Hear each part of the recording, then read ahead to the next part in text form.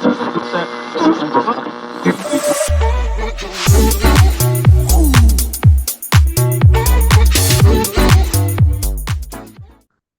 folks. Welcome back to TD Talks. Today, TD Talks market commentary. It is October 1st, 2025. We're officially in Q4. And today we're going to dig into markets, not for the day traders bounce, but for the long game, which, as you know, if you've listened to me before, that's what really matters. It's what matters to me. And, that when you play in the long game, it's your time horizon is measured in years, not hours. So we're not worried about, short-term stuff.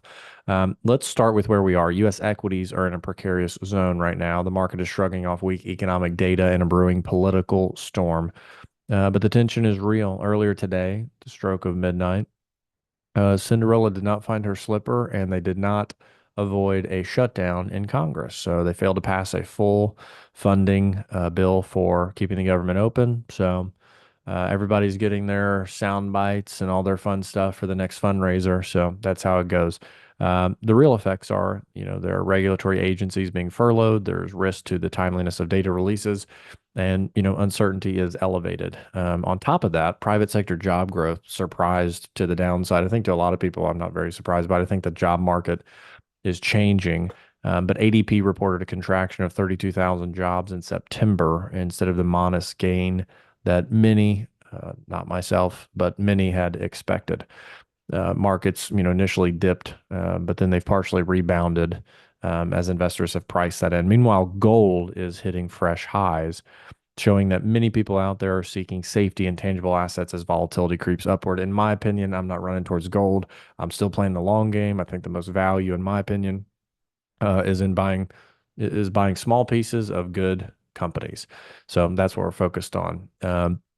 Also worth flagging, I've seen this on social media quite a bit, but valuation metrics are kind of flashing, mainly the Buffett indicator, which takes the market cap to GDP ratio, has crossed 200%, something rarely seen, and is viewed as a cautionary sign. I think that the way company valuations are done now is different than that tracker has initially been set up, and I don't think it has been adjusted for new type of PE ratios and expectations. So now let's talk about what this means for long-term investors. This is where we get to the part where I share my own take, and yes, it's my opinion.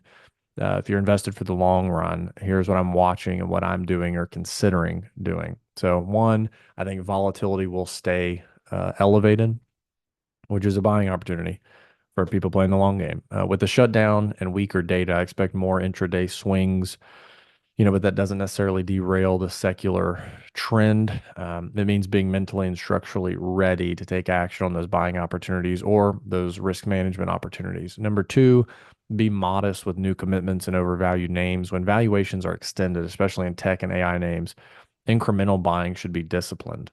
If you have cash to deploy, maybe favor some names where earnings visibility is solid and multiples are less frothy and not, what many may perceive as overvalued. Number three, don't abandon themes, but pick your battles. The excitement around AI, chip infrastructure, cloud, etc., is still there. I think we're in the early stages of it. I think it's going to be really big over the next couple decades. But the comparison to the early 2000s tech bubble is not idle chatter. One prominent UK investor recently warned of the budding AI bubble, pointing to very steep valuations in generative AI and related stocks. That said, disruption doesn't wait. So where you believe in durable competitive advantages, you can still hold conviction, but build in risk controls, position limits, stops, hedges, that sort of thing, is a good way to kind of protect where you're sitting there, in my opinion. So number four, diversification matters more now than ever. If your exposure is heavily concentrated in U.S. mega cap tech, now is the time to check your balance. I've done it myself. International equities, especially in markets with lower valuations, may offer better upside per unit of risk. JP Morgan came out with their long-term assumptions, for example, and they suggested that developed international equities may actually outperform U.S. equities modestly over the next decade. Now, what they're, in my opinion, what I think they're comparing is, the overall markets there versus the overall markets here. But if you're somebody who's looking at individual companies or more targeted niche, ETFs, I don't know if I'm fully on board with that. I think the US is going to be the strongest, is the strongest, and will continue to will be the strongest because of the American ability for innovation, and cutting red tape and regulation is going to be very beneficial to US companies over the long run. Those are benefits that you don't necessarily have in those international markets. So also prepare for regime shifts. Not going to be a smooth ride. The regulatory changes around mutual funds and ETFs could start channeling flows in new ways. Capital that once sat in a mutual fund format, might move toward ETF or hybrid exchangeable structures, favoring strategies that are nimble, liquid, and tax efficient. Also, political risk is not just a backdrop. It's not just what's playing in the background when you're eating dinner at night. Policy, trade, tariffs, fiscal standoffs are real tail risks. And you got to evaluate that as a part of the portfolio that you're looking at. So April 2025's, Liberation Day tariffs and ongoing trade disputes remain part of the narrative that can shock assumptions. And here's the thing, folks: use dips to revisit thesis, not double down blind. All right, like you got to have some checks and balances and decision making here. You can't, if you got a loser, like don't hang on to that loser. Just cut the losses, be disciplined, and run it back. Keep running the game on the long term play. In short, when markets correct, I'm not necessarily rushing in, freaking out. Instead, I'm, reviewing each holding. Does the thesis still hold? Has the competitive landscape changed? Are the risks now greater than when I made the initial investment? If the answer is no, then adding is acceptable, in my opinion. If yes, proceed with caution and make some disciplined decisions. Here's what I'm keeping my eye on in the next, couple coming weeks. Whether Congress reopens the government, they will.